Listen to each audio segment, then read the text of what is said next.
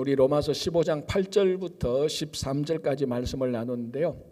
우리가 그 앞에 로마서 14장 1절부터 오늘 본문 바로 앞 15장 7절까지 사도 바울이 이런 권면을 했습니다. 예를 들자면은 서로 그러니까 비판하지 말라, 업신여기지 말라, 그리고 형제 자매 앞에 거친 돌을 두지 말라, 이런 권면도 하셨고, 또 이제 긍정적인 메시지로 선과 덕을 세워라, 그리고 예수 그리스도를 본받아서 한 마음 한 뜻이 되라, 그리고 우리가 지난주에 또 살펴봤던 서로 받으라 라는 이런 하지 말라는 권면도 있었고 하라는 권면도 있었습니다. 그런데 이런 권면들의 핵심을 이루는 주제가 뭐였죠? 기억납니까?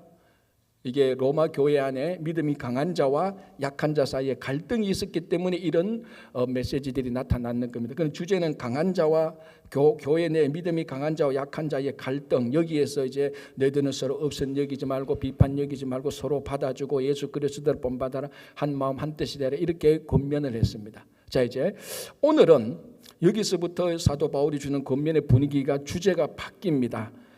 교회 안에, 로마 교회 안에 믿음이 강한 자와 약한 자 사이의 갈등이 아니고 로마 교회 안에 있는 유대인과 이방인들에 대하여서 메시지를 줍니다. 물론 그 안에 유대인과 이방인이 어떤 갈등이 있었다, 이런 것은 오늘 본문은 드러나지 않지만 어쨌거나 이 하나님께서 유대인과 이방인에 대한 권면을 어떻게 주셨는지 그걸 말하고 있습니다. 더 범위를 넓히면 교회 밖에 있는 유대인과 이방인, 그러니까 이제 범위가 확 넓어지는 거죠. 믿음이 약한 자와 강한 자의 사이의 갈등에서 유대인과 이방인에 대한 하나님의 메시지를 바울이 권면하는데요.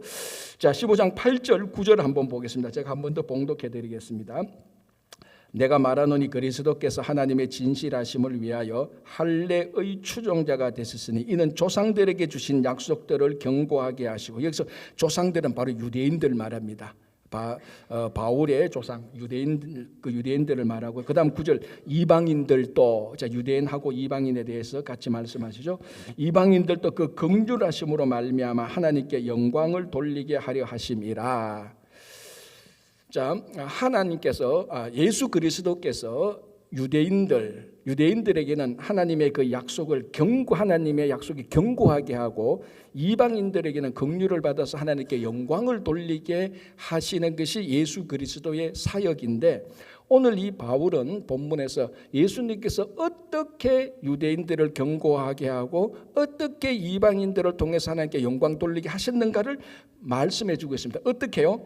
할례의 추종자가 되셔서, 그러니까 예수님께서 할례의 추종자가 되셔서 유대인들에게 조상들에게 주신 약속을 견고하게 하고, 그러니까 그 약속이 이루어지게 하고, 이 말하고 같은 그 약속이 이루어지게 하고, 이방인들은 긍휼로 받아서 하나님께 영광을 돌리게 한다. 이 말씀에서 우리가 주의 있게 보아야 되는 것이, 예수님께서 어떻게 유대인과 이방인을 섬겼느냐, 할례의 추종자가 되셨다는 겁니다. 자, 이제 우리 할례라는 말과 추종자를 같이 살펴보는데, 이 할례라는 것은 뭔가 하면은 마침 어제 우리가 새벽기도 때 할례가 나왔던 그 본문을 살펴봤습니다.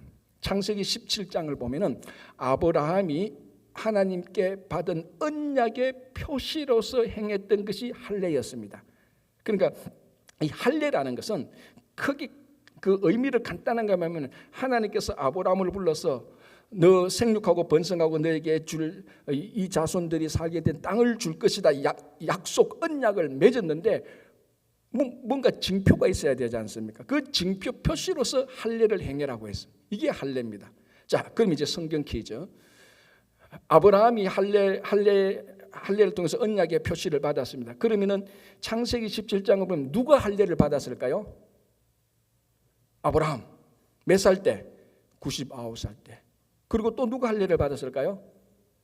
이스마엘, 아브라함의 아들 하갈을 통해서 낳은 이스마엘 몇 살 때? 13살 때. 그리고 또 누가 할례를 받았을까요? 그 보면은 아브라함의 그 가신들, 종들 가운데 돈으로 산 이방 사람들이 있습니다. 그 이방 사람들도 할례를 다 받았어요. 자, 아브라함도 할례를 받았고 이스마엘이 할례를 받았습니다. 뭔가 좀 이상하지 않나? 여러분들 성경을 알고 좀 흐름을 알면 좀 이상하게 느껴야 되는데, 모르니까 이상한 것도 못 느끼죠, 그죠? 원래 할례는 유대인들이 받는 거 아니에요? 그렇잖아요. 우리 율법에 보면은. 그런데 이스마엘이 누굽니까? 지금의 이슬람권의 조상들 아닙니까? 근데 물론 지금 이스마엘은 율법이 생기기 전 유대인 이방인 구분하기 전에 이스마엘은 맞습니다. 그러나 어쨌든 인종적으로 쭉 보면은 지금 이슬람권의 조상인 이스마엘이 아브라함과 함께 최초로 할례를 받은 사람입니다. 그리고 또 더 놀라운 것은 그 집안은 이방 사람들에게 할례를 다 주신단 말이죠.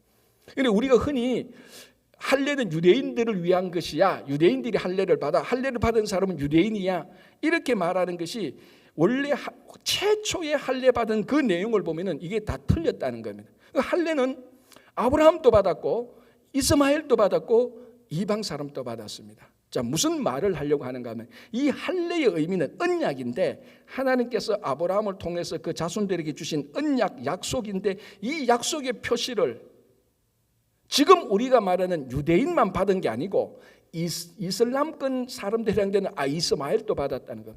이 언약 안에 유대인도 있고 이방인도 같이 있다는 겁니다.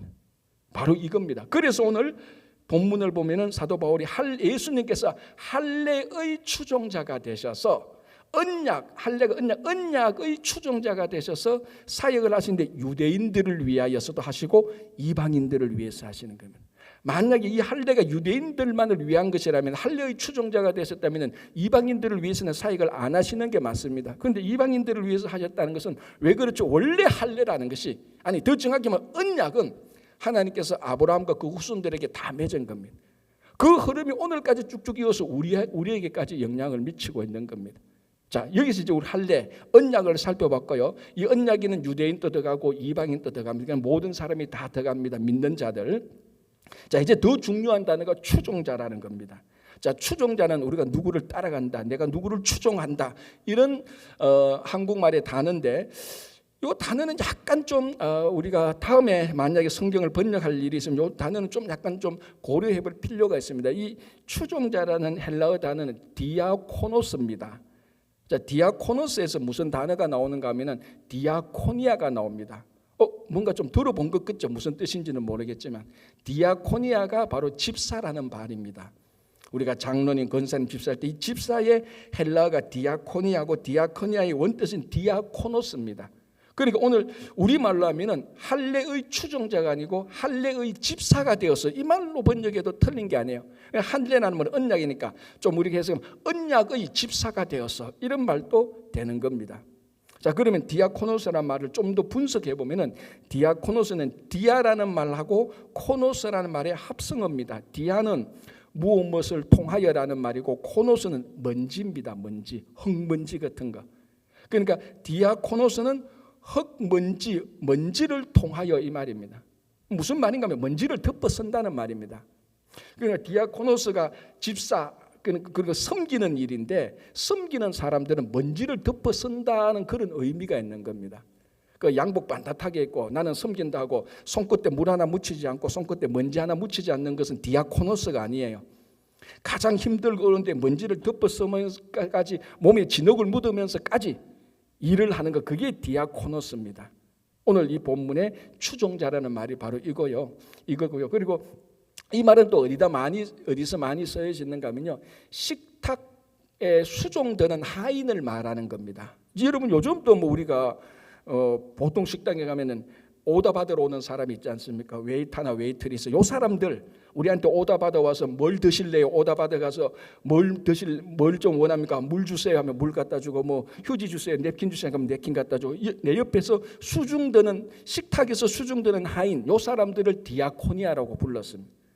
그러니까 오늘 할례의 추종자라고 말할 때 이 추종자라는 뜻은 오늘날 우리말로 하면은 교회 용어로 말하면 집사, 그리고 그 당시 용어로 말하면 흙먼지를 뒤덮어 쓰고 섬기는 하인, 이런 의미입니다. 그러니까 예수님께서 유대인과 이방인들을 위하여서, 이 언약이니까 이 사람들을 위하여서, 이 사람들에게 언약을 이루어지게 하기 위하여서 예수님 스스로가 먼지를 덮어쓰고 섬기는 하인이 되셨다는 겁니다. 자, 여기서 이제 우리가 한 번 더 생각해 봐야 될 것은, 만약에 신분이 미천한 사람, 노예로 태어난 사람이 디아코니아, 하인이 되어서 식탁에 봉사하는 것은 뭐 그거는 예사로 있는 일입니다. 이 당시 다 계급 사회에서는요. 그런데 여러분 한번 생각해 보면, 만약 어떤 귀족이 어떤 귀족이 스스로 하인이 되어가지고 평민의 식탁에서 시중을 든다? 그 나라의 로마로 따지자면은 로마의 원로원의 한 사람이 하인과 같은 자기 집에 있는 종에게 먼지를 덮어쓰면서까지 그 종을 섬긴다? 이건 로마 사회에서는 일어날 수 없는 일입니다. 그죠? 그런데 종이 먼지를 덮어쓰고 주인을 섬긴다? 그거는 뭐 흔한 일이죠. 그게 정상이죠. 그런데 오늘 할례의 추종자가 누가 할례의 추종자가 되셨다고요? 예수님이. 예수님은 누구십니까? 이 땅에 하나님의 아들로 오신 분이고 왕 중의 왕으로 오신 분입니다.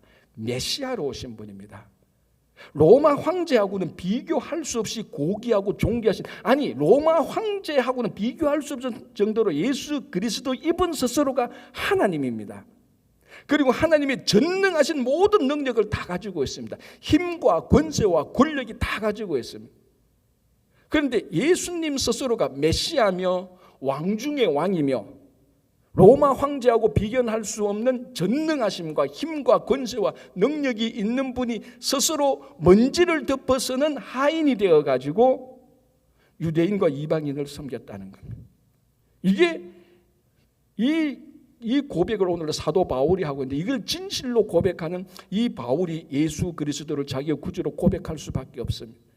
이거는요, 뭐 여러분 이거와 같습니다. 황제가 일반 서민을 섬겨서 먼지를 덮어쓰고 섬기는 그런 일이 있습니다. 여러분 로마 기록을 아무리 다 찾아봐 주십시오. 그런 기록이 있는가? 없지요. 그러나 예수 그리스도께서 먼지를 덮어쓰고 유대인과 이방인을 섬겼다는 것. 그게 할례의 추종자라는 겁니다. 여러분 우리가 보통 사대주의라는 말을 많이 합니다. 특히 외교에서 야 이거는 굴욕적인 사대주의야 이렇게 해서는 안 돼. 우리는 미국의 사대주의도 되어서도 안 되고 중국의 사대주의도 안 되고 일본이나 러시아 사대주의가 안 돼. 이런 우리 사대주의라는 말을 많이 씁니다. 이 사대주의에서 사대라는 말은 일사자의 큰 대자입니다.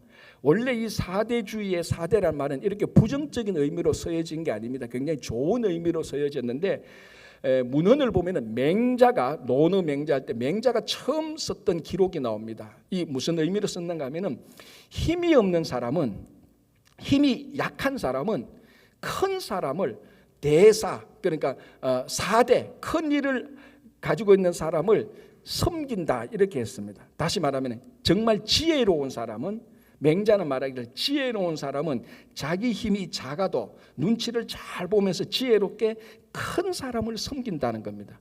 이게 나쁜 의미가 아닙니다. 힘이 없으니까 지혜로 가지고 큰 사람을, 큰 일을 섬긴다는 겁니다. 여기 4대, 그때 4대인데 그럼 4대의 반대말은 뭐겠습니까? 이게 어렵습니까? 사소, 일사자의 적을 소자입니다. 사소입니다. 사소.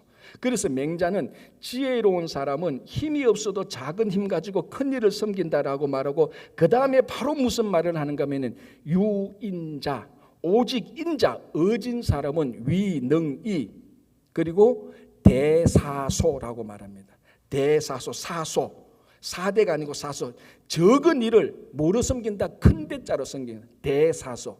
어진 사람은 큰 일을 가지고, 큰 능력을 가지고 작은 것을 섬긴다는 겁니다. 여기 사소입니다. 자, 여러분, 세상 사람들은 자기가 큰 힘이 있고 큰 권세가 있으면 큰 것을 섬깁니다. 거기에 걸맞도록. 아니면은 작은 힘이 있으면 작은 거 가지고 작은 걸 섬깁니다. 아니면은 아까 말씀드린 것처럼 맹자가 말한 지혜로운 사람은 자기가 가지고 있는 것은 작지만은 큰 것을 섬깁니다. 그런데 진짜 어진 사람은 큰 것을 가지고 작은 걸 섬긴다는 거예요. 여러분, 세상에는 이런 사람들이 없습니다. 맹자가 말하면 세상의 원리는 뭡니까? 여러분들이 만약에 큰 힘이 있으면 그 큰 거 가지고 작은 거 섬깁니까? 아니죠. 큰 거 섬기죠. 내 신분과 지위에 걸맞도록. 아니면 작은 거 가지고 작은 거 섬기고 작은 거 가지고 큰 거 섬기든지 큰 거 가지고 큰 거 섬기든지. 세상의 원리는 큰 것을 가지고 작은 것을 섬기지 않습니다. 그런데 오늘 추종자라는 이 말 속에 예수님께서 디아코노스, 예수님께서 로마 황제보다 더 위대한 왕 중의 왕인 전능하신 하나님께서 힘과 권능을 가진, 완전한 힘과 권능과 권세를 가진 예수님께서 작은 이방인을 섬기고 유대인을 섬겼다는 겁니다. 이게 사소라는 겁니다. 이게 추종자 디아코노스 안에 들어가 있는 겁니다. 우리는 어떻습니까? 우리는 큰 일과 큰 힘이 있으면요, 그것 가지고 섬기는 긴 섬기는데 좀 뻑이잖아요. 그래도 내가 섬기는 좀 과시하고 은근히 티내고 아니면 노골적으로 표시내든지. 우리는 큰 힘이 있으면은 거기에 걸맞는 큰 것을 섬깁니다. 그리고 큰 힘과 능력이 있으면 항상 내게 먼저 유익을 챙기는 거죠. 그러나 오늘 예수님께서 할례의 언약의 추종자가 되셨다는 것은 가장 큰 것을 가지고 가장 작은 것을 섬기면서 과시하지 않고 뻑이지 않습니다. 그게 예수님께서 유대인과 이방인에게 하신 사역이고, 그 사역 때문에 오늘날 우리가 사실은 구원을 받았습니다. 하나님의 아들이 우리를 섬기지, 구원의 사역을 위해서 우리를 섬기지 않았다면 우리는 구원받을 재간이 없는 사람들입니다. 하나님께서 우리에게 각자에게 어떤 은사나 달란트를 다 주셨습니다. 어떤 사람은 사실은 큰 게 있고, 어떤 사람은 중간에 있고, 어떤 사람은 작은 게 있습니다. 달란트 비유처럼. 그러나 주님께서 항상 보시는 것은 우리가 가지고 있는 달란트의 양을 보시지 않습니다. 그걸 가지고 어디서 무엇을 섬겼느냐, 그걸 봅니다. 예수님께서는 가장 큰 것을 가지고 가장 작은 것을 섬겼습니다. 거기에 과시하지 않고 뻑이지 않고 자기 자신의 유익을 구하지 않던 그 말이 할례의 추종자라면은 우리 성도들이 당연히 살아가야 되는 우리 삶의 모습은 바로 이 디아코노스 추종자의 삶이 되어야 되는 것입니다. 자, 이제 여기서 눈에 띄는 한 구절이 있는데요. 구절이 이렇게 되어 있습니다. 다시 한번 봉독할게요. 이방인들도 그 긍휼하심으로 말미암아 하나님께 영광을 돌리게 하려 하심이라. 자, 예수님께서 할례의 추종자가 되어서 유대인들은, 조상들은 더 견고하게 하셨고, 이방인들, 그러니까 우리가 유대인들이 볼 때는 이방인들 아닙니까? 이방인들에게는 긍휼하심을 따라 긍휼하심을 받아 하나님께 영광을 돌리게 했다는 겁니다. 자, 이방인이 하나님께 영광을 돌리게 했다는 겁니다. 자, 이 당시에 바울이 로마 교인들에게 로마서를 쓸 당시에 많은 유대인들은 어떻게 생각을 하고 있었는가 하면은, 이방인들은 하나님께 영광을 돌릴 수 없는 사람이라고 생각을 했습니다. 이방인들은 이방인들이 율법을 철저하게 행하지 않으면은 구원을 받을 수 없는 사람이라고 생각했습니다. 물론 다 그런 건 아닙니다. 이제 이때는 로마서를 쓸 때는 많은 어느 정도의 유대인들은 확실히 복음의 진리에 들어오고 있었습니다. 베드로와 같은 이런 사람들, 특별히 바울, 이런 많은 어떤 유대인들은 복음의 진리를 알고 저 이방인들도 하나님께 영광을 돌리고 구원을 받는다는 것을 믿고 복음을 전했는 반면에, 여전히 이 당시 많은 유대인들은 이방인들은 구원도 받지 못하고 이방인들은 하나님께 영광을 돌릴 수 없다고 생각을 하고 있었습니다. 왜 그런가 하면요, 그 유대인들의 얘기를 들어보면 일리가 있어요. 왜냐하면 유대인들은, 우리 구약 성경을 보면 유대인들은 율법이 있었습니다. 하나님께서 모세를 통해서 유대인들에게 율법을 줬지 않습니까? 그리고 유대인들은 성전이 있었습니다. 물론 이때는 무너지고 다시 헤롯 성전을 통해서 다시 했지만, 어쨌거나 유대인들은 성전이 있었고 율법이 있었고, 그리고 제사장이 있어서 하나님께 제사를 드릴 수 있습니다. 그러니까 우리가 말하는 종교가 가질 수 있는 모든 요소를 완벽하게 가지고 있습니다. 유대인들은 하나님을 섬기기 위해서 성전이 있었고 제사장이 있었고 율법이 있었습니다. 하나님께 영광 돌리는데, 하나님으로부터 구원받는데 조건사고 부족한 조건이 하나도 없습니다. 그런데 이방인들을 보면은 구원받을 조건이 하나도 없어요. 이 사람들은 율법도 있는 것도 아니고, 성전에서 예배드리는 것도 아니고, 그 사람들을 위한 제사장도 있는 것도 아니고, 예배를 드리는 것도 아니고. 그러니까 우리도 그 당시 유대인이었다면, 로마 교회 교인의 유대인이었다면 저도 아마 그렇게 생각했을 수도 있을 것 같습니다. 저 이방인들은 당신들이 어떻게 하나님께 영광을 돌릴 수 있냐고, 너희들은 율법도 없고 성전도 없고 제사도 없고 예배도 안 드리고 그렇게 하는데, 그래서 너희들은 구원을 받을 수 없을 거야 라는 이런 생각을 많은 유대인들이 하고 있었단 말이에요. 충분히 일리가 있죠. 그런데 이 유대인들이 가장 중요한 한 가지를 간과한 게 있습니다. 그게 뭐냐면은, 구원은, 하나님께 영광은 인종에 상관없이 율법과 성전과 제사장 제도를 통하여서 이루어지는 것이 아니고, 더 근본적으로 하나님의 자비하심으로 이루어진다는 겁니다. 이게 핵심입니다. 그래서 유대인들은 자기들이 가지고 있는 종교적인 제도, 율법의 눈으로 보고 성전의 눈으로 보고 제사장의 눈으로 볼 때 이방인들은 하나도 없습니다. 그러나 이 이방인들에게 여전히 무엇이 있습니까? 오늘 본문에 보면은 긍휼하심이 있었습니다. 하나님의 긍휼하심, 하나님의 자비하심이, 이 하나님의 자비하심이, 여기서 하나님의 은혜가 나오는데, 하나님의 은혜가 나오는 이 자비하심이 율법보다도 성전보다도 제사장보다도 더 위대하고 이것으로 구원을 받는다는 겁니다. 이것을 유대인들이, 그 당시 많은 유대인들이 몰랐다는 거예요. 복음의 진리가 뭡니까? 복음의 진리가 율법과 성전과 제사장 제도에 있습니까? 아닙니다. 복음의 진리는 하나님의 자비하심으로, 긍휼하심으로 흘러나오는 하나님의 은혜에 있는 겁니다. 그게 오늘 이방인들은 긍휼로 인하여서, 다른 말로 하면 이방인들은 하나님의 은혜로 인하여서 구원받았고 하나님께 영광을 돌린다는 겁니다. 그 긍휼함이 없었더라면 오늘 이 자리에서 예배 드릴 수 있는 사람 아무도 없을 겁니다. 만약에 유대인들 말씀대로 율법과 성전과 제사장 제도로 통해서 그런 종교적인 제도로서 구원을 얻는다 그랬으면 우리가 과연 예수 그리스도를 믿고 구원을 받는, 하나님께 영광 돌리는 성도가 되었을까요? 그렇지 않았을 겁니다. 이방인들에게도 하나님의 긍휼하심에 흘러나오는 은혜로 구원을 받았기 때문에 우리가 2000년 동안 우리에게 복음이 와서 우리가 구원을 받은 것입니다. 그래서 긍휼을 받은 우리가, 하나님의 자비하심을 받은 우리가 자비를 전하는 것이죠. 자, 여러분, 마태복음을 보면은 예수님께서 안식일 날에 한번 제자들하고 밀밭 사이로 지나갔던 사건들이 있습니다. 그런데 안식일 날인데도 제자들이 배가 고팠지 않습니까? 그래서 밀밭 사이에 있는 밀을 좀 이렇게 까서 먹었습니다. 자, 그걸 안 그래도 호시탐탐 노리던 바리새인들이 그걸 가지고 예수님을 공격했습니다. 당신의 제자들이, 이 형편없는 제자들, 안식일 날에 일을 했다고. 자, 그 얘기를 들었던 예수님께서 우리가 마태복음을 보면은 다윗의 예를 들면서 결론적으로 말하죠. 인자가 안식일의 주인이다라고 말해서 그 앞에서 뭐라고 말하는가 하면은, 나는, 안식일의 주인인 인자는, 하나님의 아들인 나는 제사를 원하지 않고 자비를 원한다 그랬습니다. 이 자비가 오늘 이 본문의 긍휼하고 같은 단어입니다.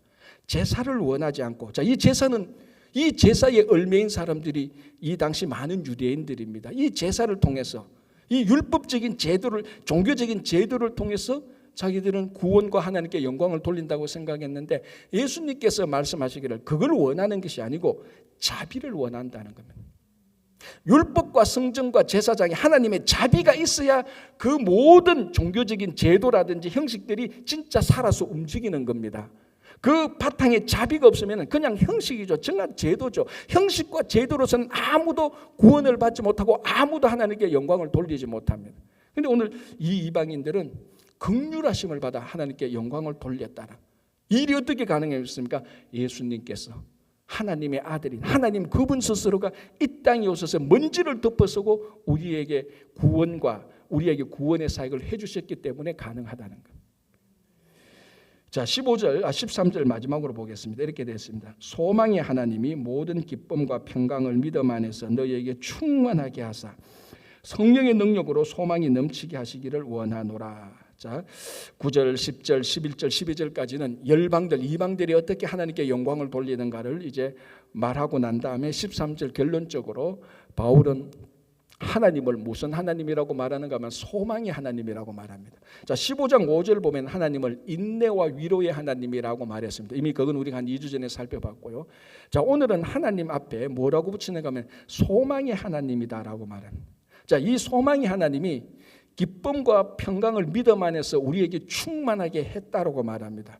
그리고 지금은 그 기쁨, 소망의 하나님이 우리에게 소망이 넘치기를 원한다고 말합니다. 자, 여기서 이제 우리 중요하게 살펴볼 단어가 두 개 있는데, 첫 번째는 충만하게 한다는 것과 그 다음에 넘치게 한다는 말인데, 충만과 넘치는 사실은 같은 카테고리의 말입니다. 충만이 많습니까? 넘치는 게 많습니까? 넘치는 게 더 많죠. 충만해서 더 터져 나오는 게 넘치는 것 아닙니까? 그죠?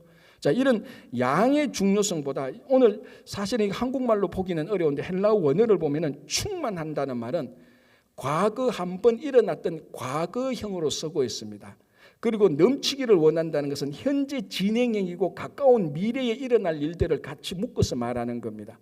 그러니까 번역해서 해설을 하자면 이렇게 했습니다. 소망의 하나님이 믿음 안에서 기쁨과 평강을 우리들에게 주었다. 과거에 한번 주었다는 겁니다. 과거에 분명히 일어난 사실입니다. 그리고 지금 그 소망이 하나님이 우리에게 계속해서 현재적으로 소망이 넘치고 앞으로도 넘치게 될 것이라는 겁니다. 자, 핵심은 뭔가 하면은 우리에게 소망이 되는 일들이 과거에 한번 일어났습니다. 아마 그게 예수님께서 이 땅에 오셨고 부활하신 그 사건을 바울은 염두에 두고 있을 수도 있을 겁니다. 그거 참 중요하죠. 과거에 한번 위대한 일이 일어났다는 것. 의미가 있죠.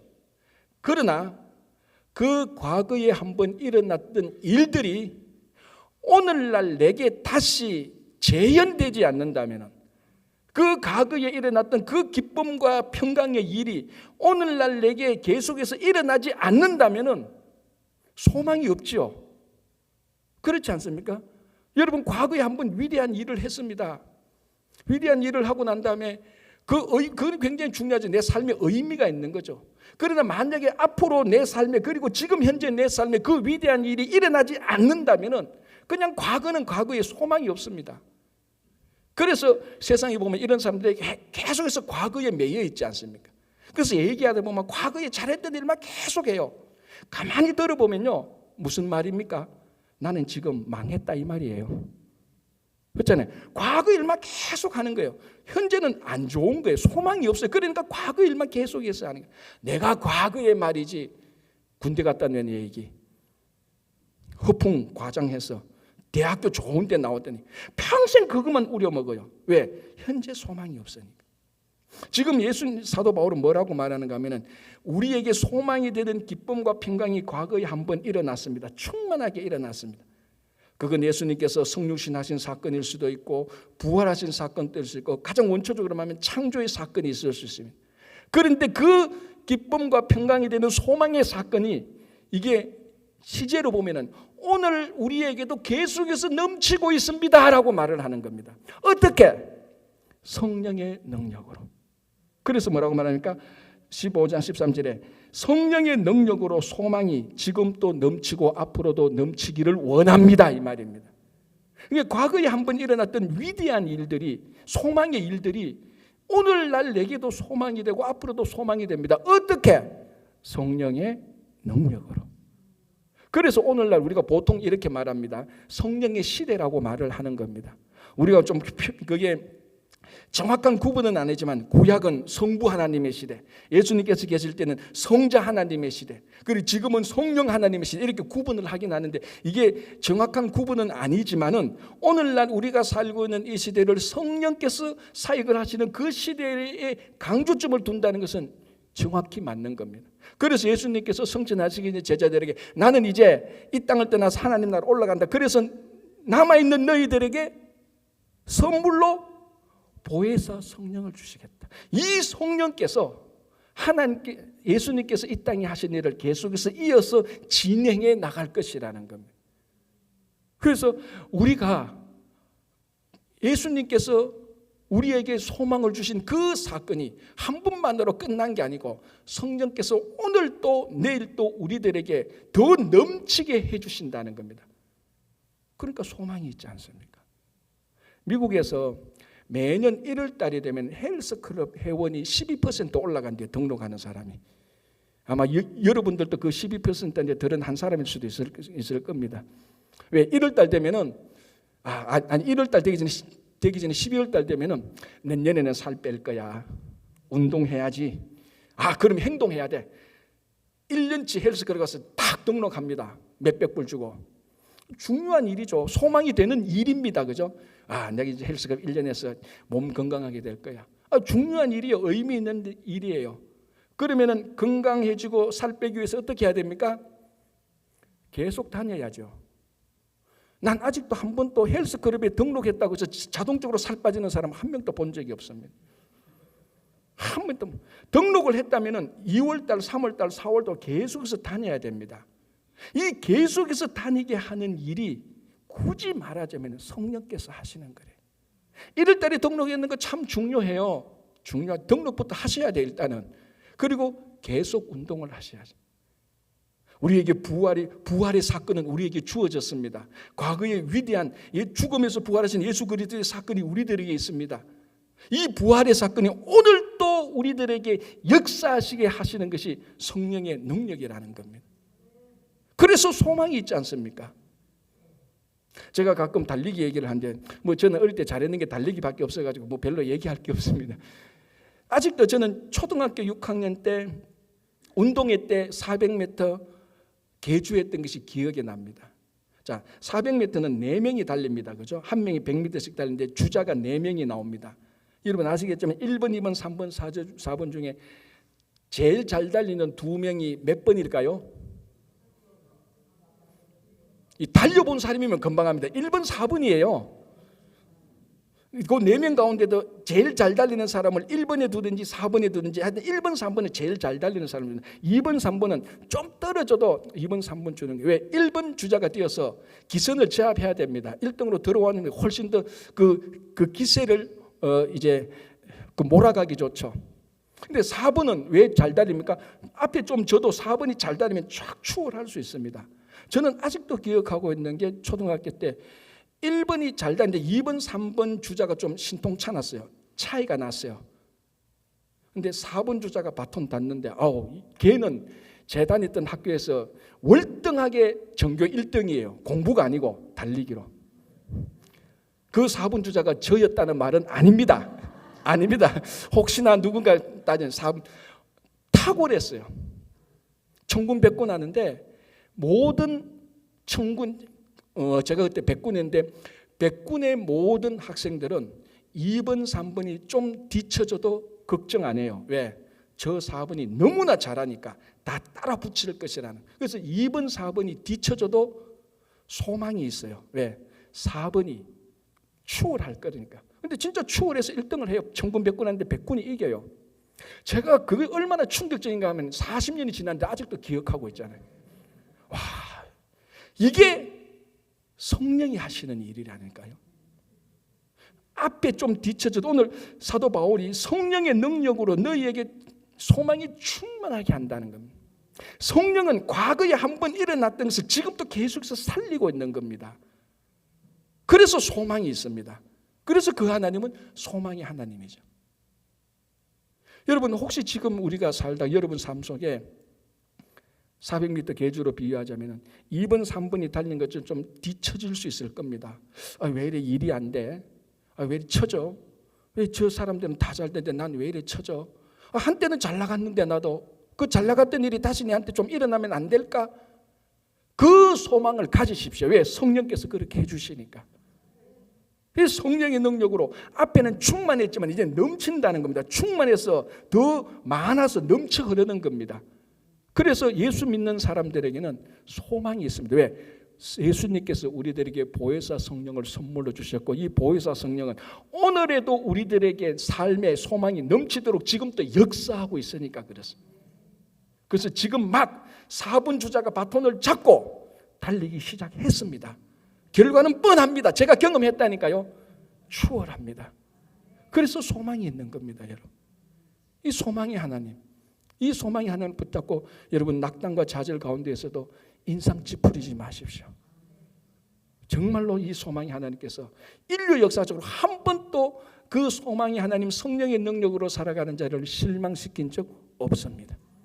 그래서 오늘 여러분 가운데서 이 소망으로 또 한 주 매일매일 살아가시고 이 일이 여러분 속에 가득히 넘치기를 간절히 기도합니다. 기도하겠습니다. 하나님 아버지 감사합니다.